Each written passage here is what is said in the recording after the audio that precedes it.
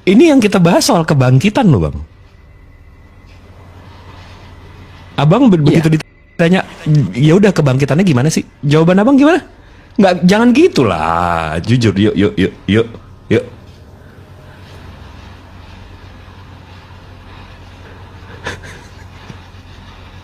Ya gimana gimana dong? Nggak ada sih, aku nggak ada jawaban lain.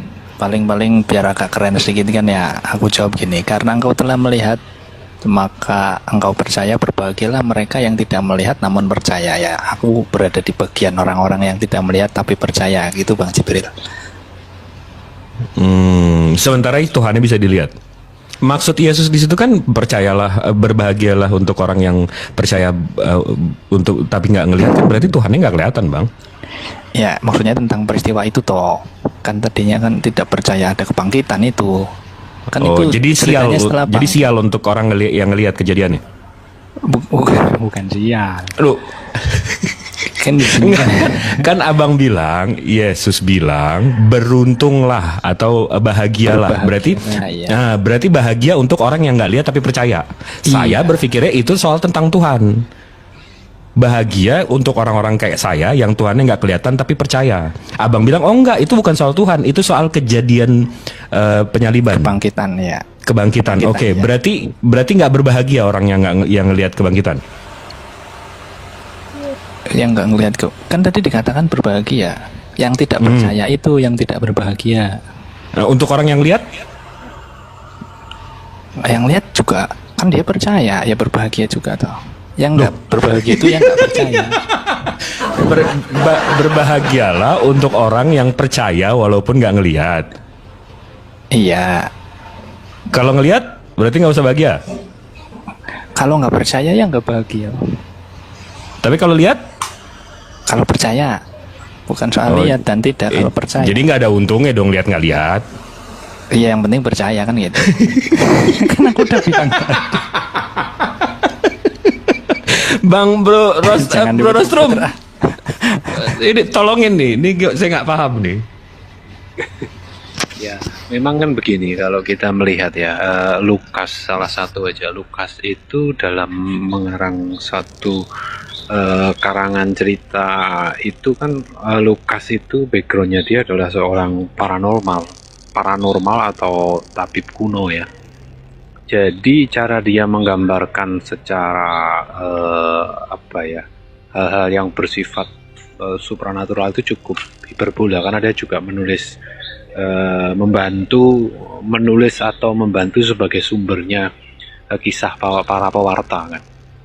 Jadi ada perbedaan, ada bait terbelah, ada yang tidak, itu karena faktor dari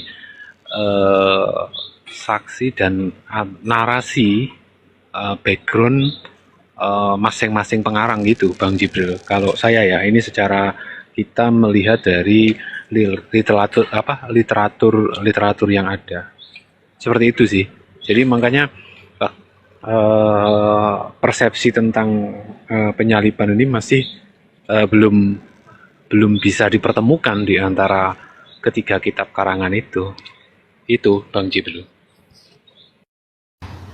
Soal perspektif berarti ya. Tapi ada yang lucu lagi nih, ya, kalau berarti narasinya itu tergantung penulis, betul nggak? Nah, ada satu cerita yang di antara 4 gospel ini cuma satu yang menceritakan. Itu tentang kebangkitan orang-orang kudus. Habis itu orang-orang kudus ini jalan ke kota-kota, bait terbelah. Ada yang tahu nggak ceritanya? Ya tahu. Nah, di masa yang sama di abad ke-1, mereka ada di Roma ini penyembah Dionysius. Dionysius ini anaknya Jupiter. Mereka punya yang namanya lebaran Antasteria. Di Antasteria ini lebaran mereka 3 hari. Di hari ketiga orang-orang kudus akan bangkit dari kubur dan jalan-jalan ke kota. Kenapa dari 4 gospel salah satunya menceritakan justru soal Dionysius ini, lebaran Dionysius ini, Bang? Mirip lah ya. Persis, bukan mirip lagi. Jiplak ya. Jiplak parah. Ya gini toh Bang, wong kan saya kan Kristen ya, saya bilang ya itu kan mitos. Kalau yang di Alkitab itu kan fakta, gitu aja. Nah, itu Karena saya kan kan Kristen tuh, kalau abang mau menekankan ini fakta lagi, 3 gospel yang lain nggak menceritakan hal itu, Bang. Iya betul, cuman satu itu aja.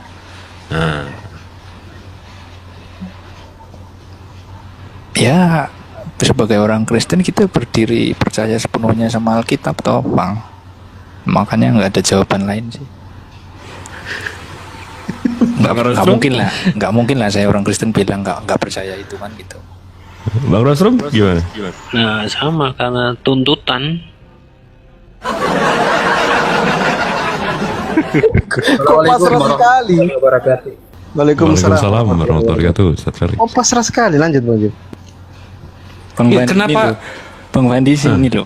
Kalau ada orang ngotot nanti marah-marah. Orang Kristen ini ngotot segala macam, nggak pakai akal. Ada orang pasrah. Di komentar. Oh enggak. Ngotot soal dalil nggak ada masalah, Bang. Tapi kalau gitu. fakta sejarah kan nggak bisa di ngototin, Bang. Oh iya. Ya misalnya kalau Bang Jibril yang ngomong mah angel. Bukan gini. Sekarang ya oke. Sekarang hal simpel aja deh, Bro Rostum sama Bro Admin. Ada namanya tulisan dari Kaisar Agustus. Dia bilang dia melakukan sensus. Dia melakukan sensus terhadap Romawi. Ya. Dia melakukan 3 kali sensus. Ini ada di Bible kalian. Dia melakukan 3 kali sensus. Minus 28, berarti 28 tahun sebelum Masehi. Habis itu 8 tahun sebelum Masehi, sama 14 tahun setelah Masehi. Nah, Bible kalian ini mencatat yang mana? Silakan. Nggak ngerti Bang. Nggak ngerti yang mananya. Bro Rostum? Soalnya gini, kalau bilang ngerti juga kita nggak bisa membuktikan ya kan? Ya memang nggak ngerti sih. Bro Rostum? Sambil aktivitas. Oh, Oke. Namanya res gestai, Bang Bro Admin. Kalau saya buka res gestai, dia itu catatan Divi Agustini, Kaisar Agustus. Nah, ini saya buka ya. Karena ini nanti ini domino effect, Bang. Nih. The Deed of the Divine August. Ini dari Drotomaine University Grenoble Alpes.fr, Perancis. Nah, di sini dia mencatat soal sensusnya. Nah, nih. Dia melakukan sensus 28 tahun sebelum Masehi. Ini yang tadi saya bilang nih. Yang kedua 8 sebelum Masehi sama 14 tahun setelah Masehi. Nah, kalau Abang bilang, "Oh, dia berarti sensus pertama." Berarti dia disalib tahun 2 Masehi. Betul nggak? Karena umurnya 33. 33 kurang 28 berarti 4. Berarti 4 tahun setelah Masehi. Kalau Abang bilang, "Oh, berarti yang kedua." Berarti 33 kurang 8. Berarti dia disalib di tahun 25. Tapi kalau di 14 setelah Masehi, berarti tambah 33. Berarti 47 dia disalibnya. Ini makanya yang mana gitu loh. Karena lari semua nih. Kalau Abang bilang yang 8, kalau Abang bilang yang 14, berarti dia nggak ketemu Herodes. Karena Herodes matinya 4 tahun sebelum Masehi bulan Juli. Lah iya, makanya kan saya bilang nggak ngerti itu yang mana. Kan itu lebih pas toh daripada dipasin yang mana 1, 2, 3.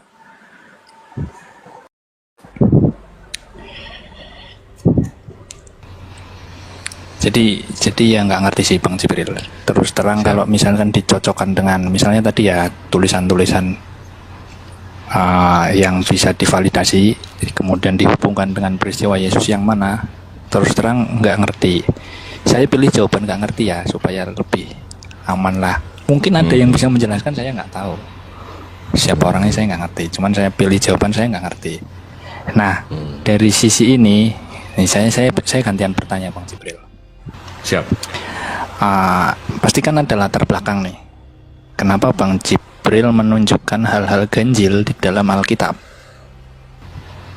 Siap. Kalau saya berasumsi bahwa Bang Jibril menceritakan untuk membenarkan cerita di dalam Al-Quran, kira-kira benar atau salah? Karena saya suka banget yang namanya sejarah, Bang. Jadi nggak cuma kekristenan.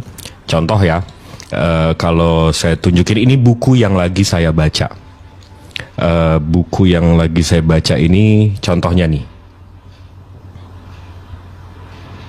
Dan memang se-insane itu. Ini buku yang lagi saya baca. Ini judulnya Mekah sebelum perdagangan di Mekah sebelum Islam. Di sini diceritakan dan abang bisa lihat saya udah highlight semua. Di sini diceritakan bagaimana Arab sebelum Nabi Muhammad datang dan pasar-pasarnya. Nah, nih disebutin di sini.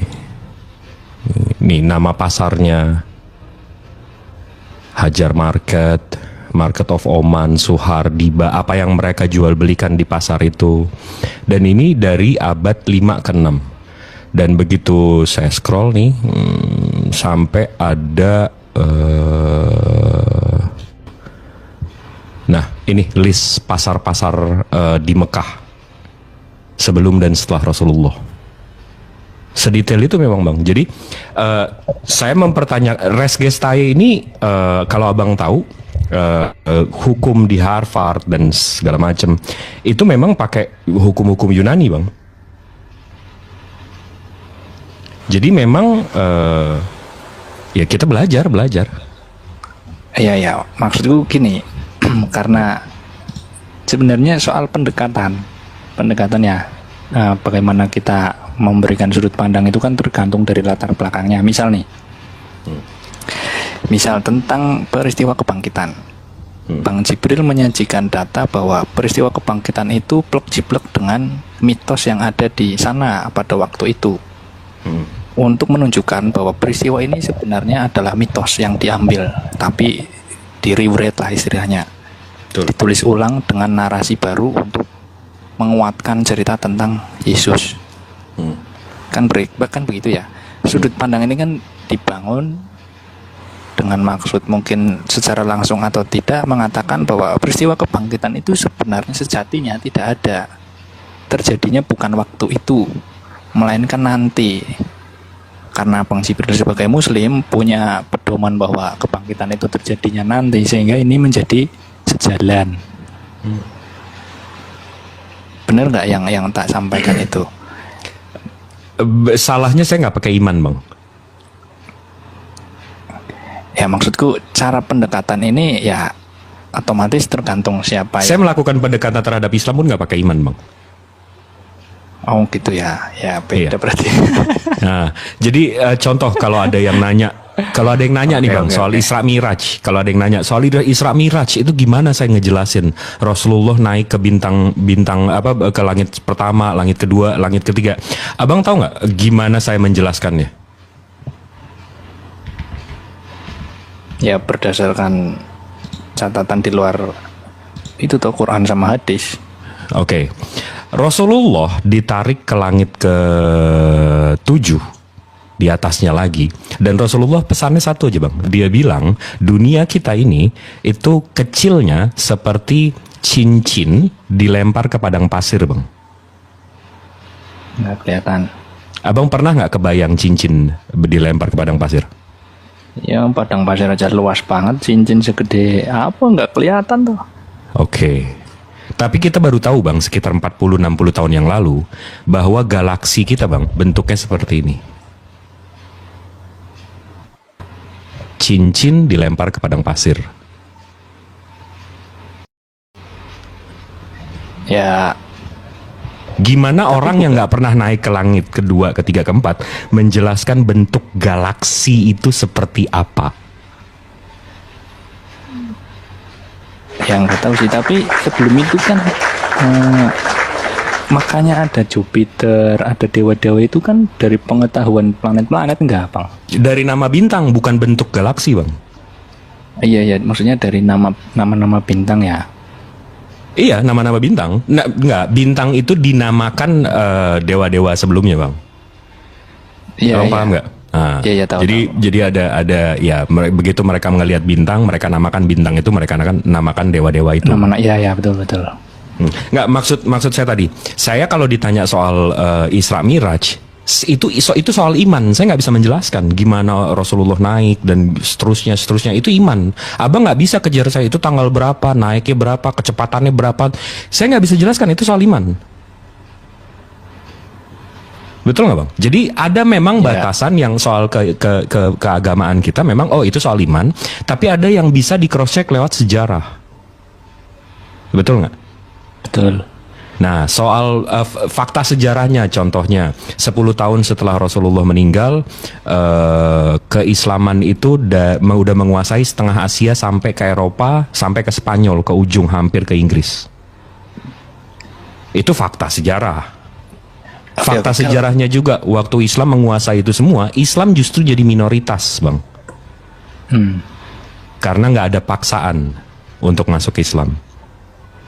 Untuk yang masuk Islam bayar zakat, untuk yang nggak masuk Islam pajaknya agak lebih gede dikit, namanya jizyah. Ini fakta sejarah. Oke. Kalau ini, Bang, ya soal penyelipan nih ya. Langsung soal penyelipan aja, karena kita kan berbedanya di bagian itu ya. Dasar agama, betul. Ya, berbedanya di bagian itu.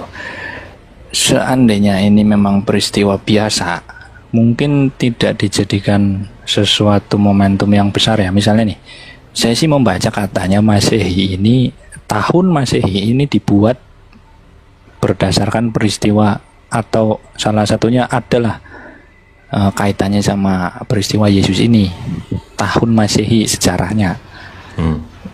Maksudku begini, seandainya itu peristiwa biasa, bukan sesuatu yang spesial atau viral atau besar, nggak mungkin dijadikan sesuatu momentum yang maksudnya bahkan dipakai sampai sekarang gitu loh.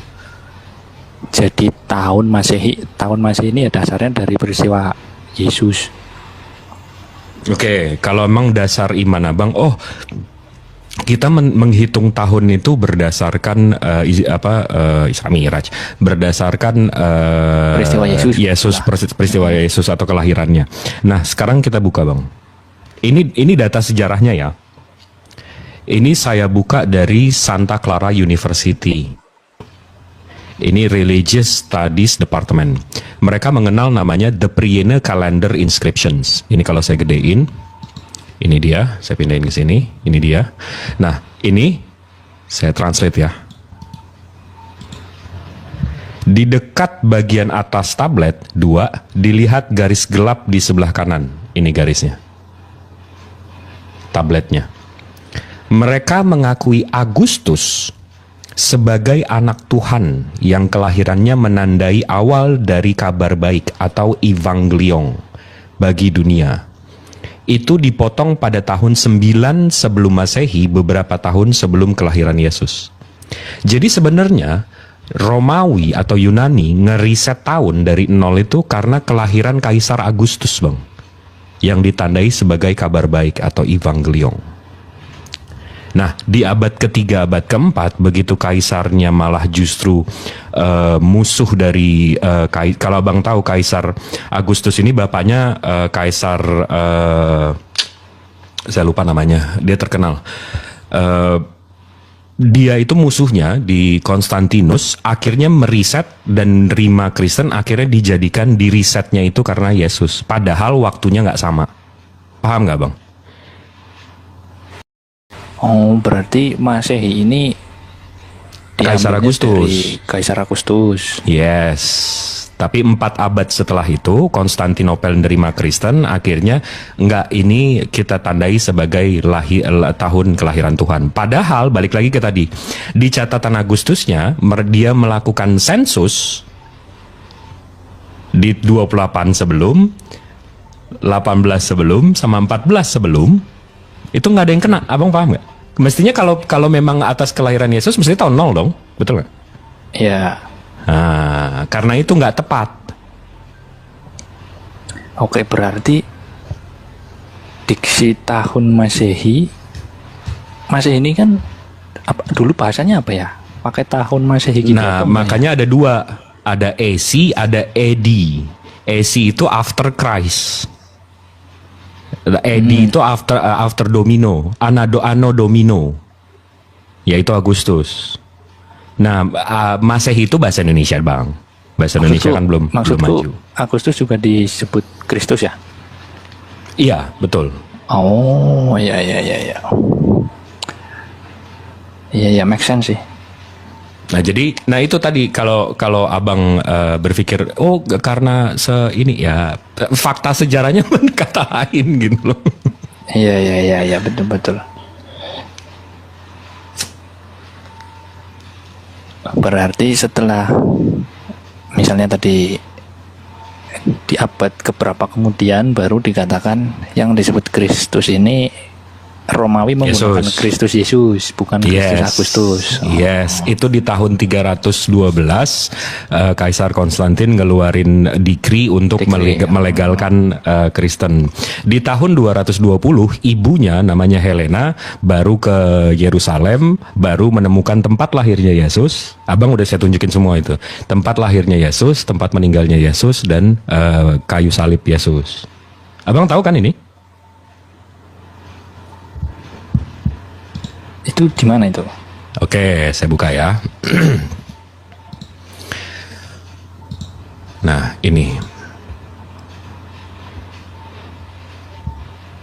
Ini datanya saya ambil dari UNESCO, World Heritage Conventions. Ini unesco.org. Birthplace of Jesus, tempat lahir Yesus, gereja Nativity, dan tempat rute ziarah Bethlehem. Nah, di sini ini Bethlehem.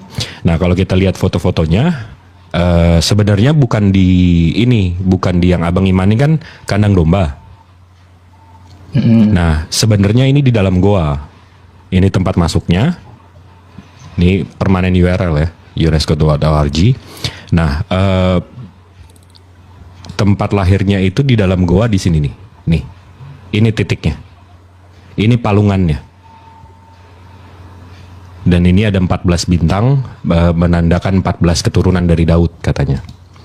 Nah, di sini dijelaskan bahwa nih, gereja Basilika asli tahun 339, Saint Helena yang menemukan, yang di sebagian masih bertahan di bawah tanah, diatur sedemikian rupa sehingga ujung timurnya berbentuk segi 8 mengelilingi dan memberikan pemandangan goa. Jadi lahirnya Yesus ditemukan oleh Saint Helena di abad 4 ya. Tapi Bang Jibril, apa bentuknya sudah seperti itu? Dibangun di abad keempat untuk dibangun seperti ini, Bang.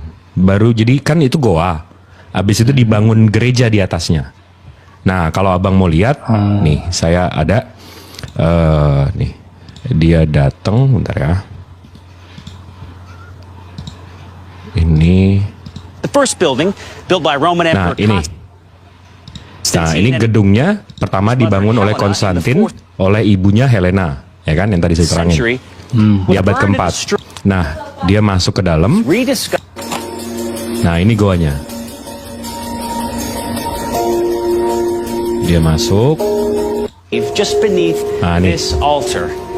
Now this cave or grotto, cave kan goa, as it's known here in the church, is marked by a 14-point silver 14 poin silver tadi yang saya bilang. star.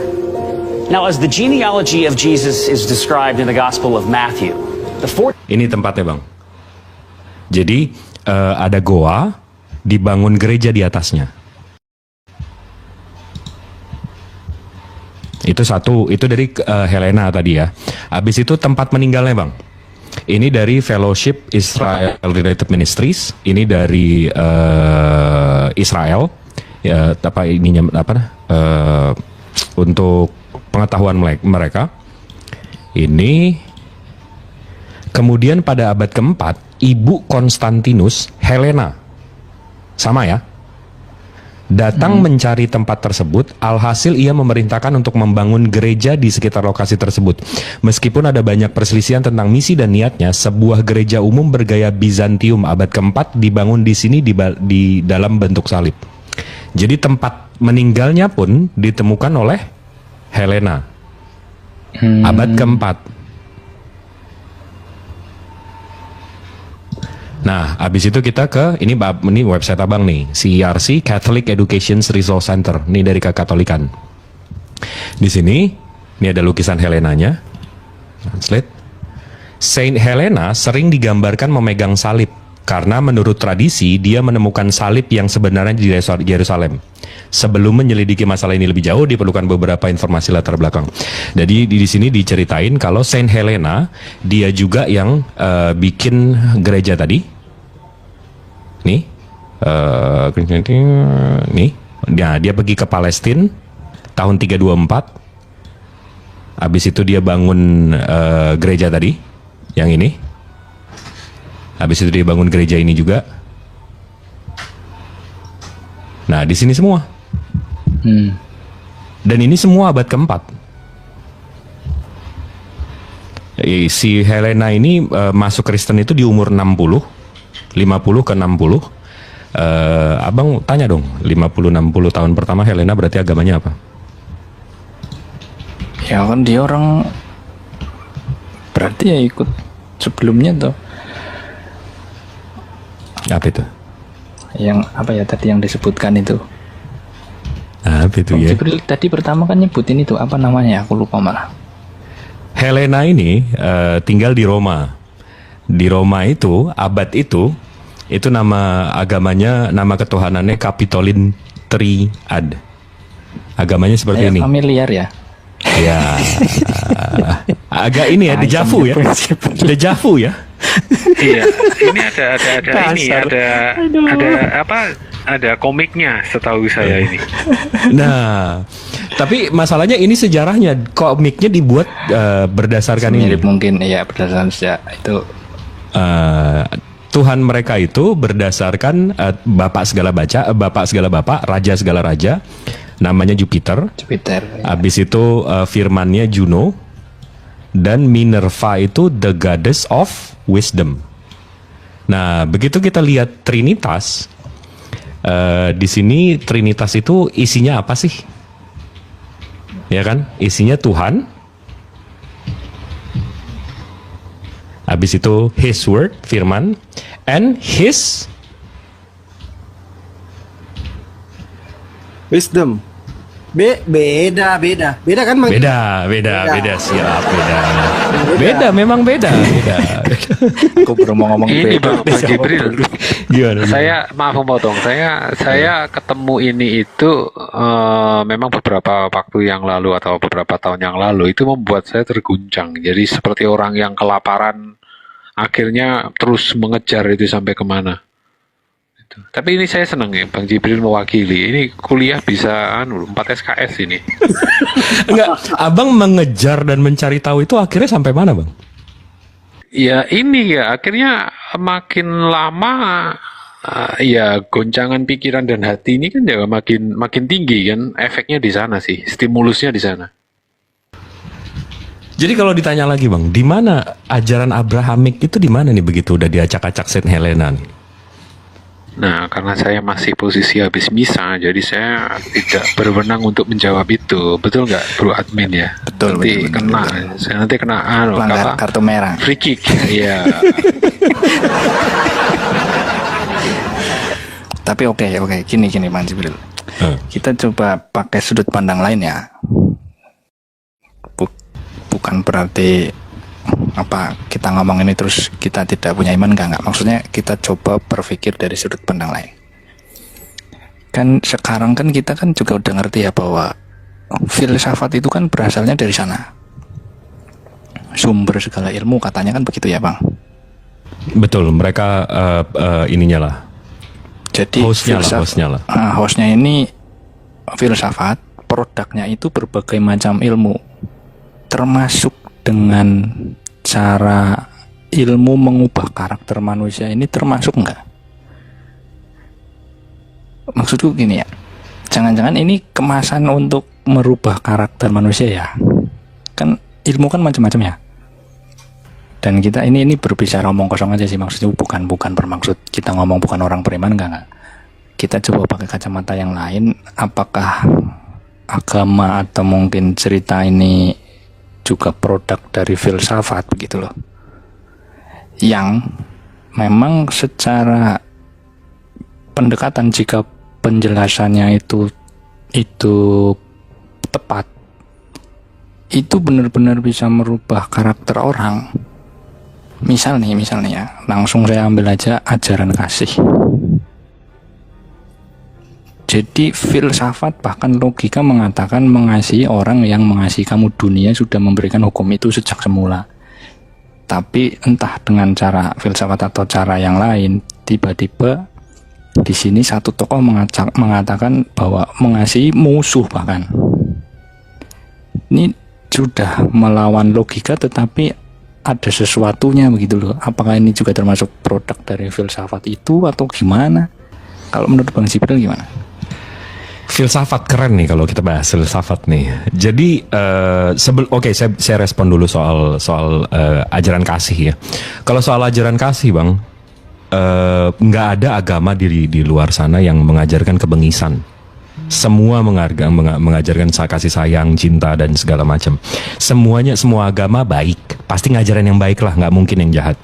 Jadi kalau memang soal sayang-sayangan, soal cita-citaan, semua agama kayak gitu. Semua orang kalau yang ngajarin kejahatan, saya rasa akan jatuh ke dalam sejarah yang kotor juga, betul nggak? Itu satu. Kedua, kalau kita tarik dari filosof Bang, ada Nabi Ibrahim 1500 tahun sebelum Masehi, ada Heraklitus. Kita tahu bapaknya filosof Yunani itu namanya Heraklitus di abad 5 abad sebelum Masehi.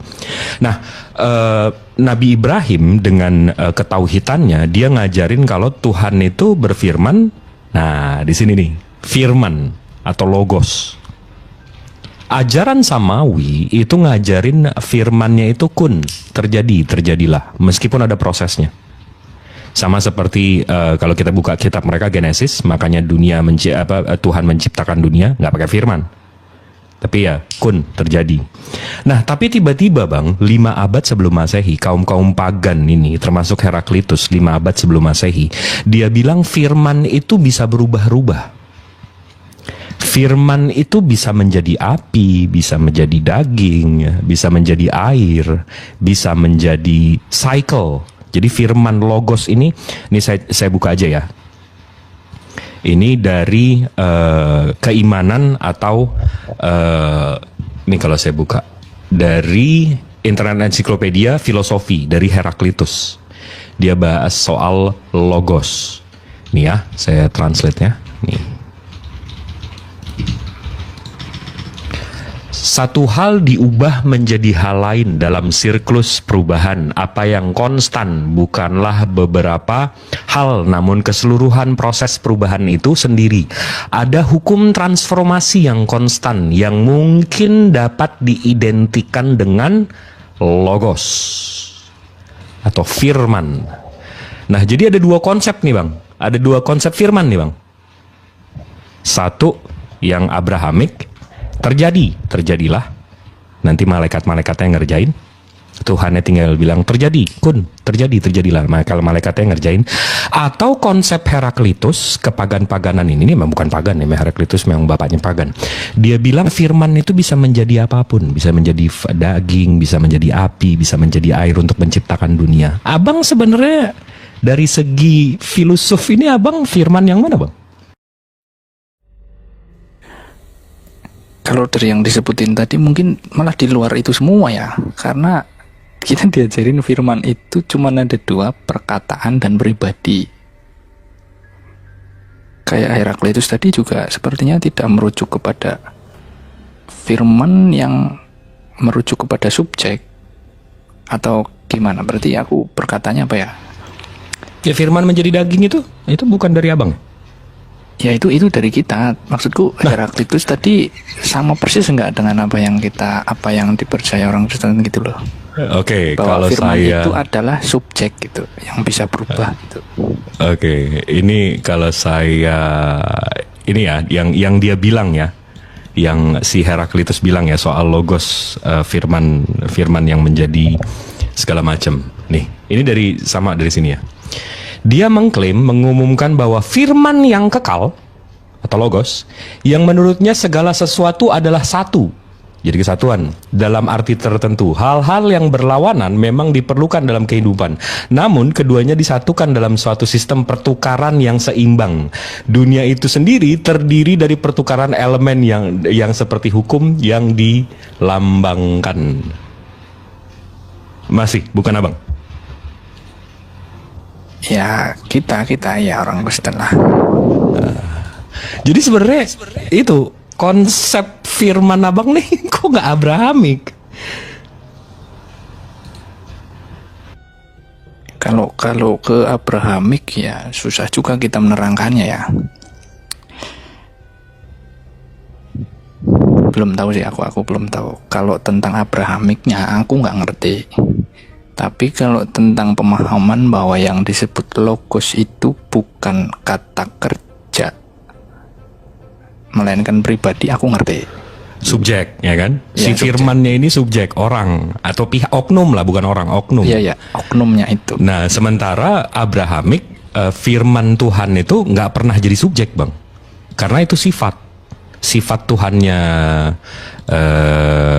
Abrahamik itu nempel sifatnya. Iya, di situ mungkin bedanya ya.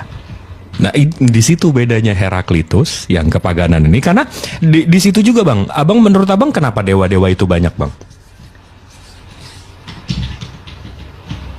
Nggak ngerti kenapa itu Bang Jibril.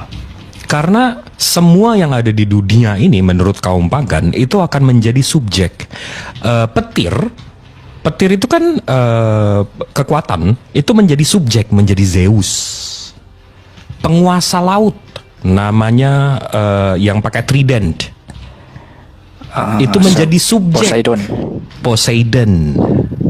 Abis itu dewa matahari itu menjadi subjek. Paham nggak bang? Iya, tahu. Nyiroro Kidul. Nah, itu kalau di Jawa ini. Dewa Ro, betul. Nah, bukan. Nah, itu. Jadi sebenarnya abang yang mana sih? Ya, kalau mirip ya mirip, tapi kan kita ada variasinya gitulah. Aduh. Ya memang begitu, mau gimana lagi? Nah, ya. Ada yang kalau dari situ aja kita gitu. udah kalau dari situ aja kita berbeda kan ya berarti ya susah kan memang bang, nggak akan bisa disatuin kecuali abang setuju dengan Abraham atau nabi-nabi sebelum Yesus. Nah, itu kita baru bisa kita satuin. Makanya aku juga ada sedikit ini ganjelan juga gini Pak.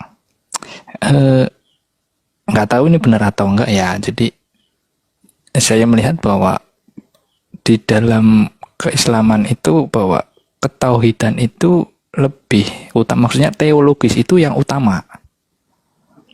Tapi kalau di kekristenan itu bukan teologisnya ya. Jadi maksudnya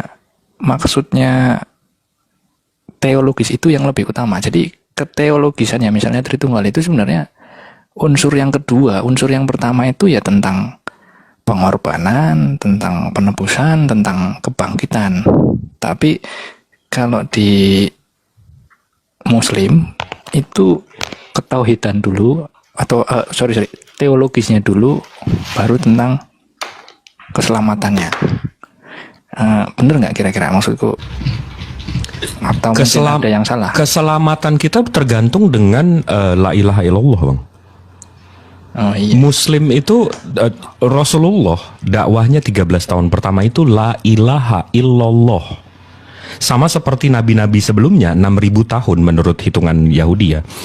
Dari hitungan Yahudi itu ada 6.000 tahun dari nabi pertama sampai nabi terakhir mereka sampai sekarang. Tiada Tuhan selain ya Tuhan mereka. Nabi Muhammad juga begitu. La ilaha illallah, tidak ada Tuhan selain Allah. 13 tahun bang, dia dakwah 23 tahun, 13 tahunnya itu tauhid. Dan kalau abang buka Al-Quran, nggak ada dosa yang tidak diampuni, yaitu cuma musyrik, menduakan, menyekutukan Tuhan. Jadi itu keselamatan bang. Boleh saya masuk sedikit di sini Bang Bib? Silakan Bang Felix. Oh ini Bang Felix. Iya, gimana kabar Bro? Iya, ya puji Tuhan masih Bang seperti Rostom biasa. juga ini Bang Jibril dulu pertama kali guncang di Komal saya, diskusi sama Bang Suma tentang Trinitas. Oke, saya masuk sedikit tentang masalah kenapa Islam mengedepankan tauhid. Jadi saya hanya melanjutkan sedikit daripada apa yang disampaikan Bang Jibril tadi. Kenapa kemudian tauhid yang kedepankan? Pertama, ya, seluruh nabi dan rasul itu tujuan utamanya adalah tauhid. Karena itu dirangkum dalam surah An-Nahl ayat 36. Walaqad ba'atsna fi kulli ummatin rasulan an i'budullaha wajtanibut taghut. Tidaklah Allah mengutus nabi dan rasul kepada setiap umat kecuali su'budullah, menyembah hanya kepada Allah, tauhid. Yang kedua adalah wajtanibut taghut, menjauhi taghut. Taghut itu apa? Adalah bentuk sesembahan selain Allah, apapun itu.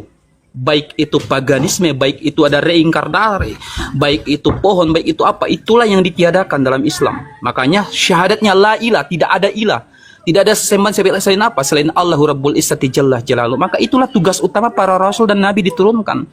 Termasuk kemudian Nabi Musa dan Harun diutus kepada bangsa Israel pada saat itu ada Namrud. Kenapa diutus? Karena Namrud pada saat itu menjadikannya Tuhan kepada bangsa Israel. Makanya diutuslah Musa dan Harun kepadanya. Idhab ila fir'auna innahu tagha. Pergilah engkau kepada Fir'aun karena Fir'aun innahu tagha. Karena dia itu sudah togut. Togut itu apa? Menjadikan dirinya kepada bangsa Israel. Jadi misi utama pada para nabi dan rasul itu apa? Itu tadi. Su'budullah, menyembah hanya kepada Allah. Wajtanibut taghut, menjauhi taghut.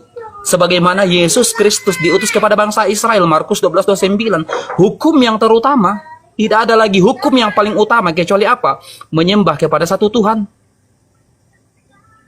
Jadi semuanya terkorelasi antara ajaran-ajaran apapun, ajaran-ajaran Nabi Musa, Nabi Nuh. Nabi Nuh itu diutus kepada bangsanya pada saat itu karena mereka menjadikan Tuhan, pertama menjadikan kuburan-kuburan pada wali sebagai ya tempat meminta perantara selain kepada Allah Subhanahu wa taala. Jadi selalu Islam mengedepankan tauhid. Karena apa? Syarat untuk diterimanya amal ibadah adalah tauhid. Karena kalau kita berbicara tentang amal ibadah, seluruh manusia di muka bumi ini beramal. Kristen pun beramal.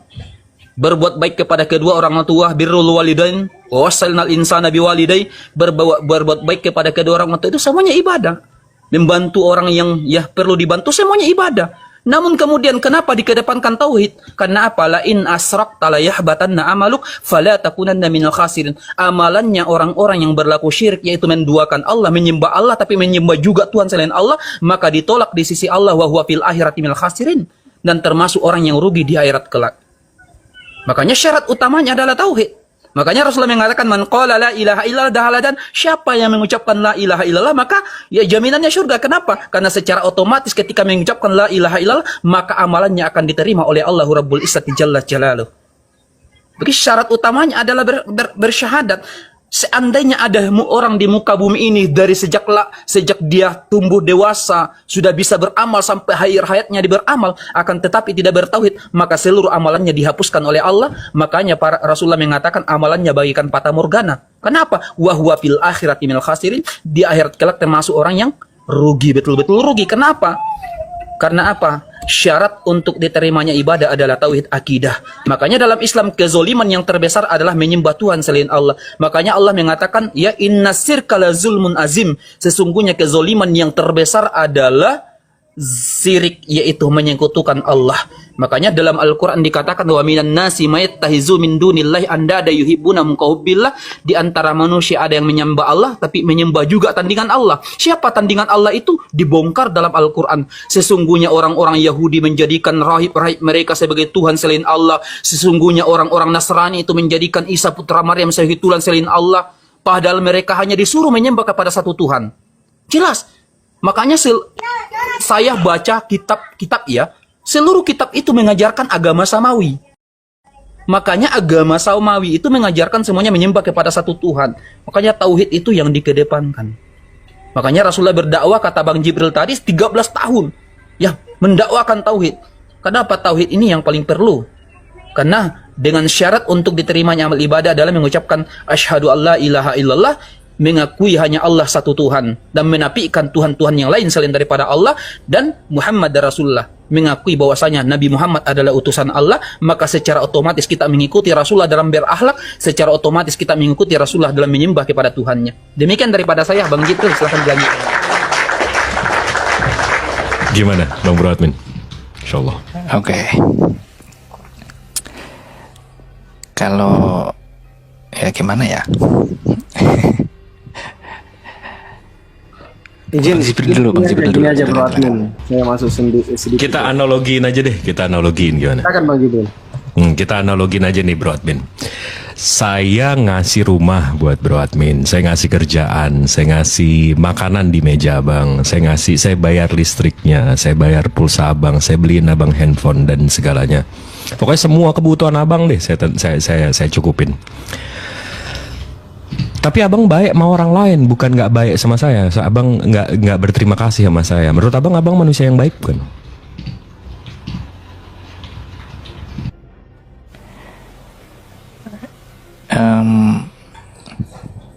Ya iyalah, kan baik sama Padahal orang Padahal Abang nggak berterima kasih sama saya. lain. Oh ya, kurang toh. Jadi kurang baik ya Abang. Meskipun Abang baik sama teman Abang, sama setara Abang, tapi Abang nggak berterima kasih dan nggak menghargai saya. Berarti Abang bukan manusia yang baik ya? Iya. Nah, kalau Abang malah berterima kasihnya sama bank yang saya transfer, malah Abang berterima kasih sama pembantu yang saya bayar, malah Abang berterima kasih sama Gojek yang nganter makanan Abang, bukan berterima kasihnya sama saya. Menurut Abang, saya marah nggak? Abang malah menyekutukan saya dengan Gojek, dengan pembantu, dengan bank. Ya marah. Umumnya ya marah lah. Kira-kira Tuhan Yesus marah nggak Abang nyembah Yesus? Waduh, masuknya ke situ.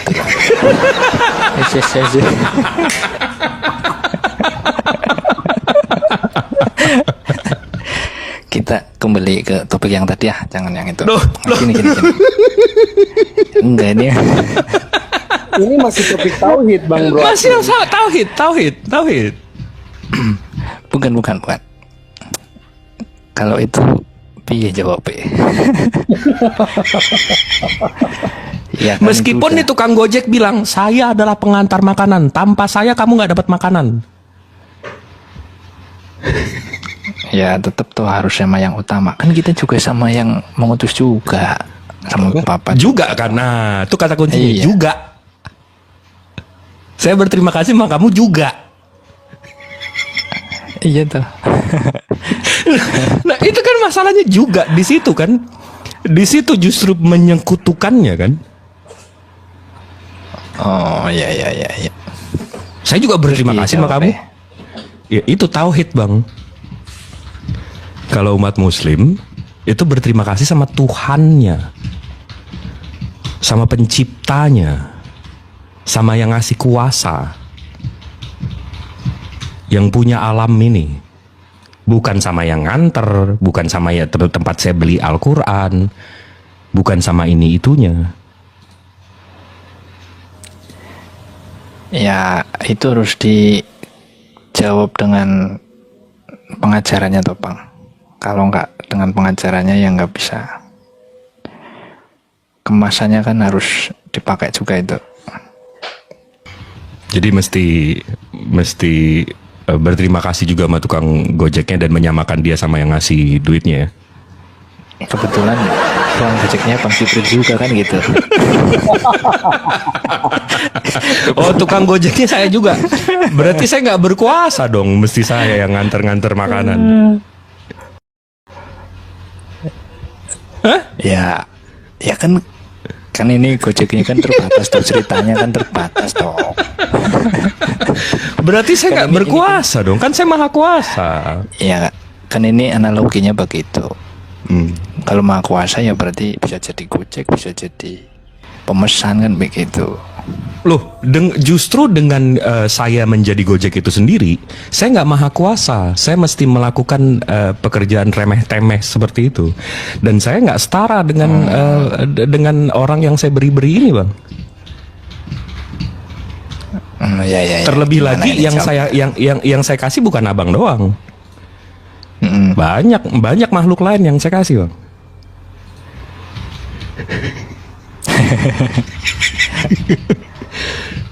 Iya.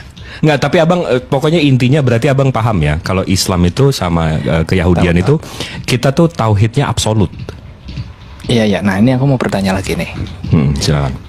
Kan kemudian tadi ada Saint Helena juga, kemudian pemerintahan Romawi, dan waktu itu juga pemenangan tentang dogma Trinitas.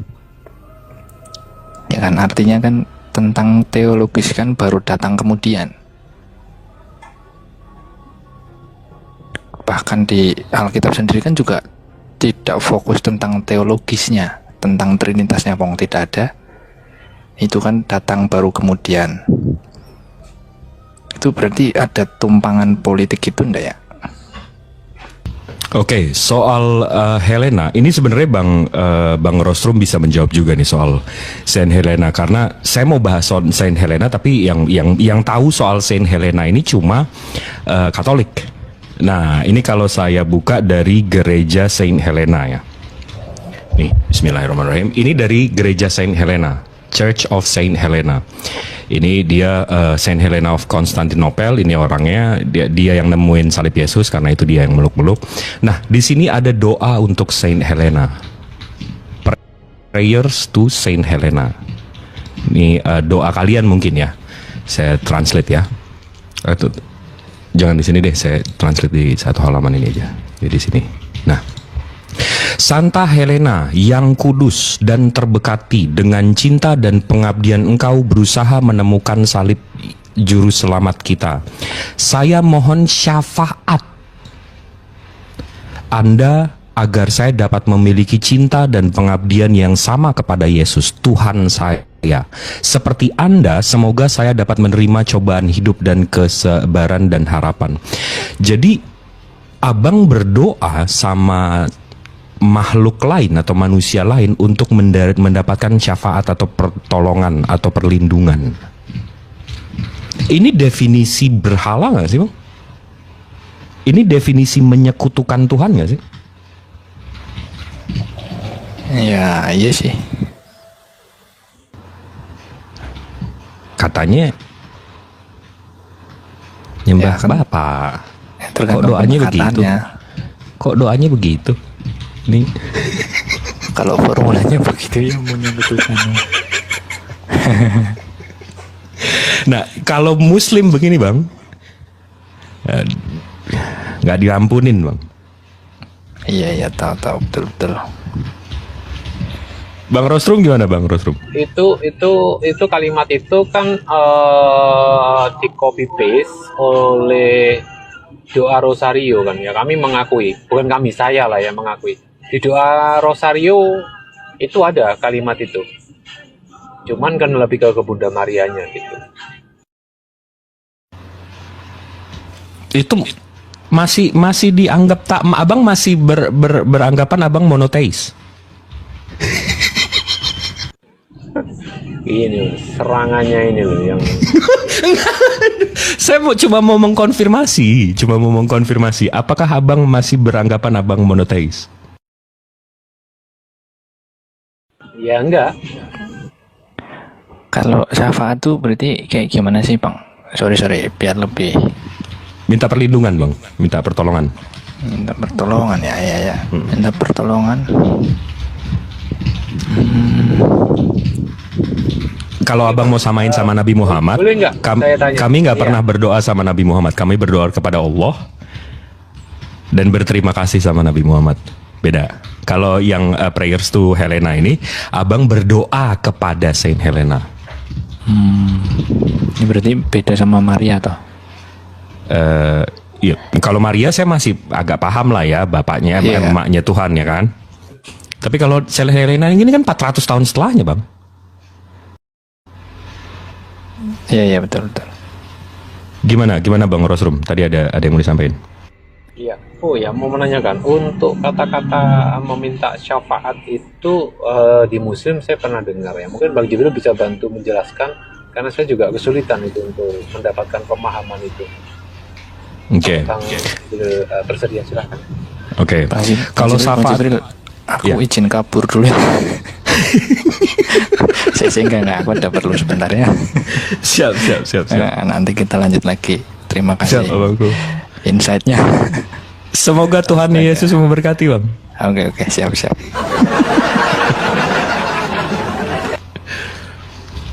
Jadi syafaat Bang Rosrum dalam Islam ini Ustadz Felix kayaknya kalau saya yang ngejelasin, tapi kalau Ustadz Felix away saya juga bisa jelasin. Bisa Ustadz? Monggo Bang Jibril, silakan Bang Jibril dulu, silakan. Jadi ada dinarasikan di dalam beberapa hadis bahwa Rasulullah itu nanti di hari akhir di mana kita dihisap, Rasulullah itu akan mencari kita, dan bagaimana Rasulullah melihat atau mengidentifikasi umat Islam yang mana itu dari wudunya. Jadi orang-orang yang selama hidupnya berwudu dan sholat, dan kita tahu di sholat itu kita ada la ilaha illallah dan syahadat dan seterusnya. Di situ Rasulullah mengidentifikasi di mana sebenarnya pengikut dia dari bekas wudunya.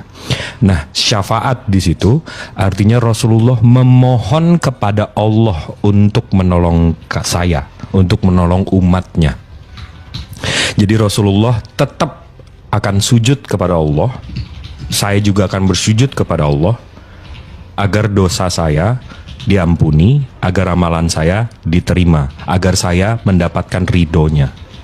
Tetap tauhid, absolut tauhid. Saya nggak minta sama Rasulullah, saya mintanya tetap sama Allah. Silakan Ustaz.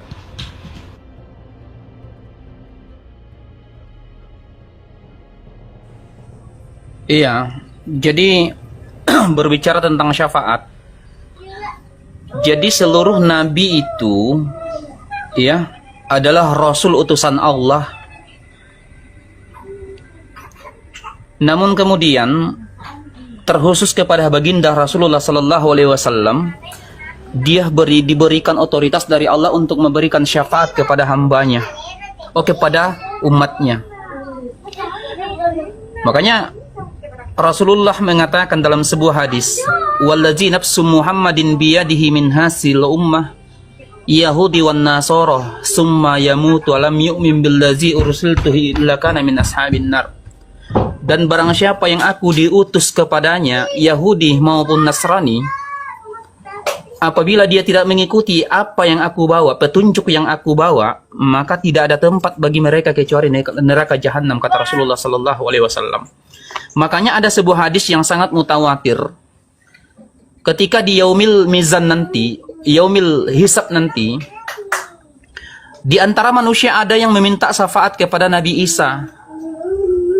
Maka Nabi Isa menjawab kepada Nabi Musa. Lalu kepada Nabi Musa menjawab kepada Nabi Adam. Bertanya selalu. Makanya terakhir, ternyata satu-satunya Nabi yang bisa memberikan syafaat adalah baginda Rasulullah sallallahu alaihi wasallam. Kenapa? Karena mengikuti apa yang dibawa oleh Rasulullah sallallahu alaihi wasallam, yaitu tadi yang dijelaskan oleh Mas Jibril, bahwasanya yang percaya kepadanya sebagai Rasul, sebagai utusan Allah, sebagai hataman Nabiun, sebagai Nabi yang terakhir, sebagaimana yang dinubuatkan dalam Al-Quran, yang dijelaskan sendiri oleh Nabi Isa, wa idh qala Isa bin Maryam inni Rasulullah ilaikum, dan berkata Isa bin Maryam inni Rasulullah ilaikum, akan datang Nabi di tengah-tengah kalian, inni min ba'di ismuhu Ahmad, yang bernama Muhammad musaddiqan lima baina yadayya minat Taurat, dan sudah tercatat dalam Taurat. Makanya di situ siapa yang percaya kepada Nabi Muhammad sallallahu alaihi wasallam dan apa yang dibawa oleh baginda Rasulullah sallallahu alaihi wasallam, yaitu agama tauhid, ya, yaitu Al-Qur'an sebagai pembeda, yaitu petunjuk, maka dia akan diberikan syafaat oleh Rasulullah sallallahu alaihi wasallam di yaumil akhir kelak. Jadi itu. Makanya Rasulullah mengatakan, ya seluruh umatku akan masuk surga illa man abah, kecuali mereka yang enggan. Siapa yang mereka yang enggan? Yaitu yang menolak Rasulullah sebagai nabi yang terakhir, menolak Rasulullah sebagai utusan Allah Subhanahu Rabbul Izzatil Jallah Jalaluh. Demikian dari saya, Bang Jibril.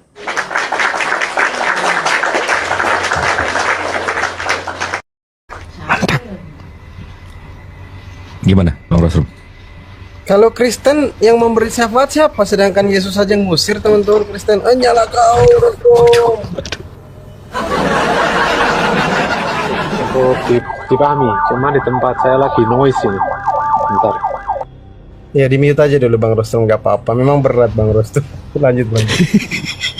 Anda mau asar dulu. Izin semua. Ya, Bang. As always, Maha benar Allah dengan segala firman-Nya. Assalamualaikum warahmatullahi wabarakatuh. Waalaikumsalam Warahmatullahi wabarakatuh.